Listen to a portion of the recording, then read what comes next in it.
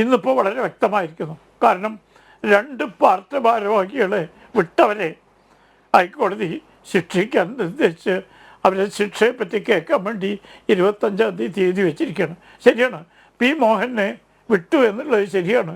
പക്ഷേ പി മോഹനൻ പ്രതിയായി എന്നത് തന്നെ വളരെ സൂചനാർഹമാണ്. കാരണം അദ്ദേഹം കോഴിക്കോട് ജില്ലയെ പ്രതിനിധീകരിക്കുന്ന പാർട്ടിയുടെ സമന്വയ നേതാവാണ്. സംഭവം നടന്നത് വടകരയ്ക്ക് അടുത്താണ്, വടകര മണ്ഡലത്തിൽപ്പെട്ട ഒഞ്ചിയത്തിലേക്ക് അടുത്താണ്.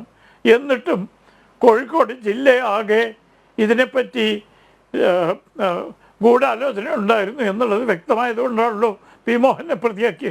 തെളിവിൻ്റെ അഭാവത്തിൽ അദ്ദേഹത്തെ വിട്ടു. ആ തെളിവിൻ്റെ അഭാവത്തിൽ വിട്ടാളെ ശിക്ഷിക്കാൻ പറ്റില്ല എന്ന് നിയമതത്വത്തിൻ്റെ അടിസ്ഥാനത്തിൽ ഹൈക്കോടതി ആ വിടുതൽ ശരിവെച്ചു. ഇതൊക്കെ ശരിയാണ്. പക്ഷേ ശ്രീ സെൻകുമാർ പറഞ്ഞതിനോട് എനിക്ക് അല്പം വിയോജിപ്പുണ്ട്. ആദ്യഘട്ടത്തിൽ പോലീസ് ഉദ്യോഗസ്ഥന്മാർ സ്വതന്ത്രരായിരുന്നു. വളരെ കഴിവുള്ളവരും വൈദഗ്ധ്യമുള്ളവരും പ്രതിബദ്ധതകളും ആയിട്ടുള്ള പോലീസുകാർ, സത്യസന്ധരായ പോലീസ് ഉദ്യോഗസ്ഥന്മാർ അന്വേഷിച്ച് അതുകൊണ്ടാണ് പ്രതികൾ ഒളിച്ചിരുന്ന സ്ഥലത്ത് നിന്ന് അവരെ കൊണ്ടുവന്ന് വിചാരണ ചെയ്ത് ശിക്ഷിക്കാൻ. പക്ഷേ ആ അന്വേഷണം ഒരു ഘട്ടത്തിലെത്തിയപ്പോൾ ഇതിൽ രൂഢമാനമായിരിക്കുന്ന ഒരു ഗൂഢാലോചന ഉണ്ടെന്ന് പോലീസിൻ്റെ മുമ്പിൽ പകൽ പോലെ വ്യക്തമാക്കി.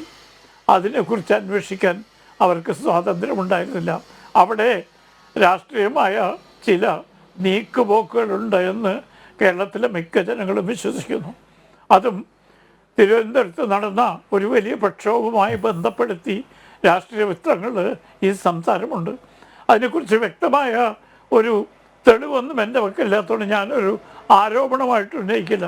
ആ സംശയം ജനങ്ങളുടെ മനസ്സിലുണ്ട്. അതായത് ഇത് ഈ പറഞ്ഞ കൊടീസിനിയോ കിർമാണി മനോജോ ഷാഫിയോ മാത്രം ചെയ്തതല്ല, അവരെ കൊണ്ട് ചെയ്യിച്ചതാണ്. ആ ചെയ്യിച്ചത് പ്രബല ശക്തികളാണ്. ആ പ്രബല ശക്തികൾക്ക് രാഷ്ട്രീയ പ്രാബല്യമുണ്ട്, രാഷ്ട്രീയ വൈദഗ്ധ്യമുണ്ട്, രാഷ്ട്രീയ ചിന്തകളുണ്ട്, രാഷ്ട്രീയ ലക്ഷ്യങ്ങളുണ്ട്. ആ ലക്ഷ്യം നിറവേറ്റാൻ വേണ്ടി ആരൊക്കെ തമ്മിൽ ആലോചിച്ചു, ഏതൊക്കെ നേതാക്കന്മാർ പങ്കെടുത്തു എന്നതിലേക്ക് വിരൽ ചൂണ്ടാനുള്ള വസ്തുതകൾ പോലീസിൻ്റെ മുമ്പിൽ കിട്ടിയെങ്കിലും ആ വിഷയത്തിൽ മുന്നോട്ട് പോകാൻ അവർക്ക് എന്തോ തടയുണ്ടായിരുന്നു. വാസ്തവത്തിൽ അത് ഇനിയും അന്വേഷിക്കേണ്ട കാര്യമാണ്.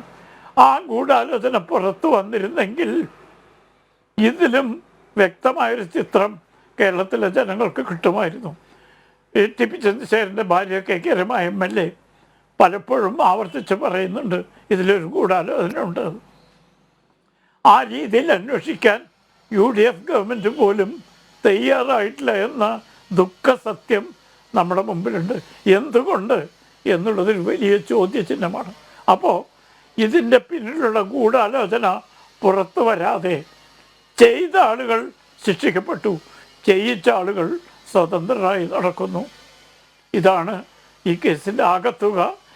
പ്രത്യേകിച്ചും ഇന്നത്തെ ഹൈക്കോടതിയുടെ വിധിക്ക് ശേഷം ജനങ്ങളുടെ മനസ്സിലുണ്ടാകുന്ന സംശയങ്ങൾ ഈ രീതിയിലാണെന്നുള്ളതാണ് എൻ്റെ വിനീതാഭിപ്രായം.